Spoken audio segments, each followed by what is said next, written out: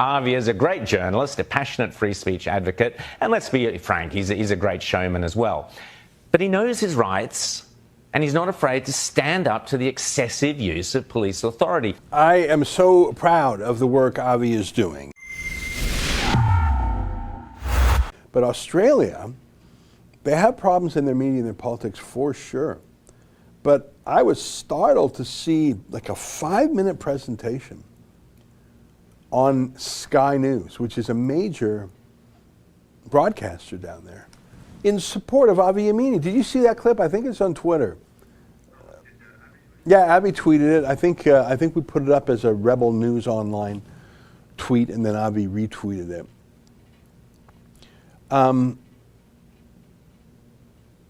There are some journalists, mainstream, on TV, real journalists, legacy media, corporate media, who look at Avi and say, I like the cut of his jib. Really? You'd be fired at the CBC if you said that about us. So the other night, I'm not going to say Australia's version of Tucker Carlson because he's not, but let's say Australia's version of like Hannity or something, did a segment on Avi Yemini and the police attempt to silence him. And we're going to stop talking about Avi. You probably say, Ezra, shut up about it. No, this is great journalism. And Avi's making such a difference down there, such outrageous police conduct. Avi is fighting back for the people and for himself. And to me, it is remarkable that other media acknowledge it. And did you find it? Here, I'll let it speak for itself. Take a look. Is a passionate young journalist for the YouTube Rebel News. He's been on Outsiders in the past. Avi has covered the overreach of the police, of the Victorian police, through all of Victoria's lockdowns. And I would argue that he not only has the right, but the professional duty to cover yesterday's demonstrations.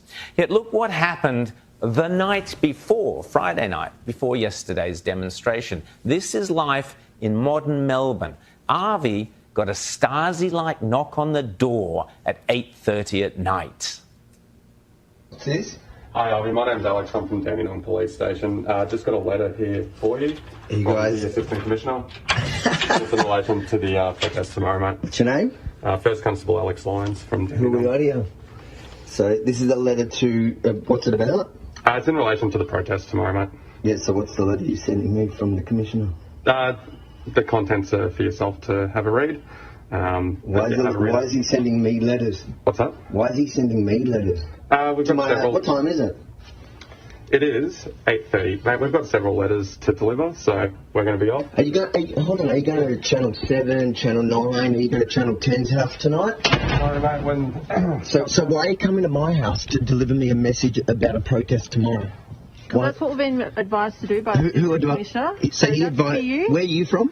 Dandenong. We're all from Dandenong. You're from Dandenong. So the Commissioner asked you directly to come to my house, a journalist, and to give me a letter warning me what? I don't know. It's in there. You've got to read it, mate. That's all. We've Put aside the grotesque actions of a police commissioner having the power to decide which journalists may or may not attend an event, a totalitarian giveaway if ever there was one. But we have crossed a very dangerous and scary line when the police start deciding in advance who is likely to commit possibly a crime in the future. Reminds me a bit of the totalitarian goons in Tom Cruise's Minority Report. What it is you're looking for. Flaws. You ever get any false positives? We are arresting individuals who have broken no law. But they will. The fact that you prevent it from happening doesn't change the fact that it was going to happen. The system can't be wrong. Now, Avi is a great journalist, a passionate free speech advocate, and let's be frank, he's a great showman as well. But he knows his rights, and he's not afraid to stand up to the excessive use of police authority. It's not quite as dramatic as the tank man with his plastic carrier bag standing up to the procession of communist tanks, but the principle is identical. One individual expressing his defiance of a brutal and oppressive state that has only one answer to dissent, and that is to crush it. I am so proud of the work Avi is doing, and I'm proud of the work all our journalists do. But I think the fact that Avi is almost alone in terms of street journalism, reporting the facts on the ground. Now you can see he's not completely alone. He has an ally in that presenter there, and there's a member of the state legislature in the state of Victoria who is supportive as well. So there are, I think one of the characteristics of Australia is that they don't mind being a little rebellious. There's a phrase I learned when I was down there, larrikin. Have you ever heard, did we talk about that word, to be a larrikin? It's sort of like a good-humored prankster, practical joker. I had never heard that word outside of Australia. Like a larrikin would be the guy who comes up behind you and stands on that side but taps you on the shoulder, makes you look the wrong way, or knocks your hat off.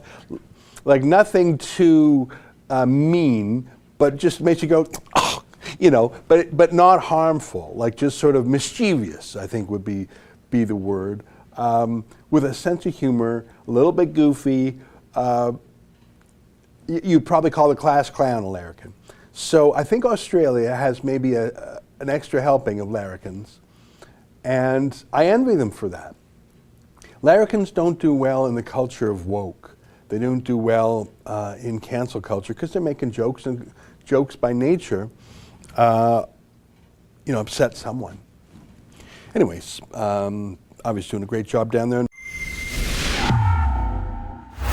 Oh, hi friends. What you just saw there is a clip from our Rebel News daily live stream show. It's fun, it's fast, and it's completely unscripted, so you never really know what you're going to get. Just go to rebelnews.com/livestream